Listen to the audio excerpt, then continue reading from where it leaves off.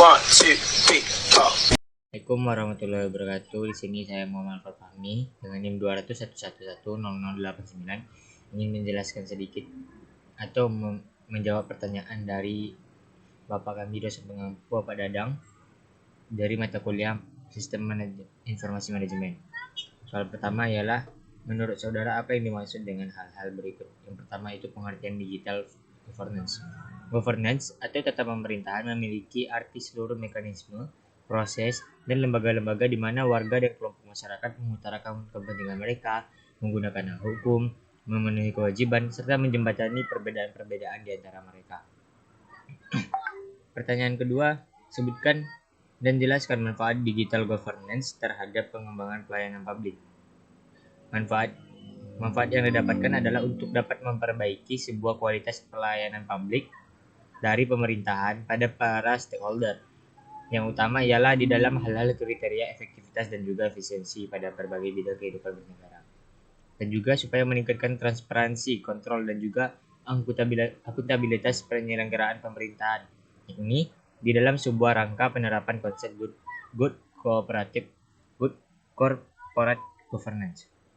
Dan juga agar dapat mengurangi dengan signifikan total dari biaya administrasi, relasi serta interaksi yang juga dikeluarkan oleh pemerintah untuk meningkatkan dari aktivitas sehari-hari. Pertanyaan ketiga yaitu bagaimana tahapan pengembangan inovasi pelayanan publik dengan pemanfaatan ICT dalam penyelenggaraan pemerintahan. Tahap yang pertama yaitu mempertemukan permintaan dan persediaan, demand and supply, antara instansi asal dan instansi penerima transfer inovasi.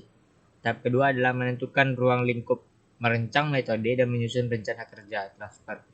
Pada tahap ketiga yaitu melakukan adaptasi inovasi ke dalam lingkungan instansi penerima. Pertanyaan selanjutnya adalah sebutkan dan jelaskan jenis-jenis sistem informasi yang dapat dikembangkan dalam penyelenggaraan pemerintahan. Jenis-jenis sistem informasi yang pertama adalah sistem informasi manajemen. Sistem informasi manajemen ini adalah sesuatu yang diberi nama dengan sistem ini yang menyasar untuk kegiatan manajerial, yang termasuk ke dalam manajerial adalah setiap orang yang memiliki. Yang kedua adalah sistem informasi akuntansi.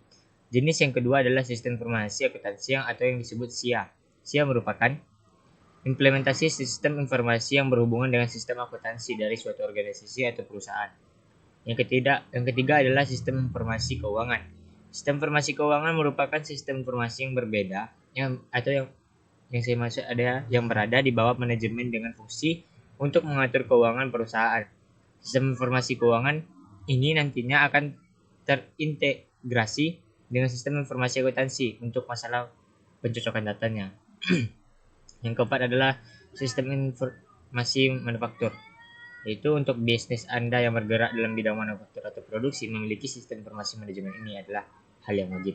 Yang kelima adalah sistem informasi sumber daya manusia. Kita lanjut pertanyaan terakhir yaitu sebutkan kendala dan hambatan apa saja yang mungkin terjadi dalam penyelenggaraan pemerintahan berbasis digital governance. Jawabannya ialah menurut saya masih rendahnya penguasaan teknologi informasi di kalangan pegawai pemerintahan daerah setempat. Sikap pesimis atau ketidaksiapan tersebut nampaknya memang cukup rasional mengingat e-governance ini memang memerlukan adanya penguasaan teknologi atau kondisi tertentu di masing-masing negara. Sebagai contoh, membangun sirkuit internet untuk e-governance di Fiji memakan biaya 9 kali lipat dari yang dihabiskan di Jamaika. Selain itu, kendala juga dapat berasal dari luar pemerintah atau faktor eksternal, yakni ketidaksiapan masyarakat sendiri karena belum banyak yang familiar dengan komunikasi melalui digital teknologi. Hal ini terbukti ketika diterapkannya sistem elektronik data interchange atau EDI untuk pengurusan prosedur ekspor impor di kantor bea cukai. Banyak customer atau perusahaan yang tidak siap dengan sistem tersebut. Demikian yang dapat saya sampaikan. Mohon maaf apabila ada kurang dan salah kata. Wabillahi taufiq wal hidayah. Assalamualaikum warahmatullahi wabarakatuh.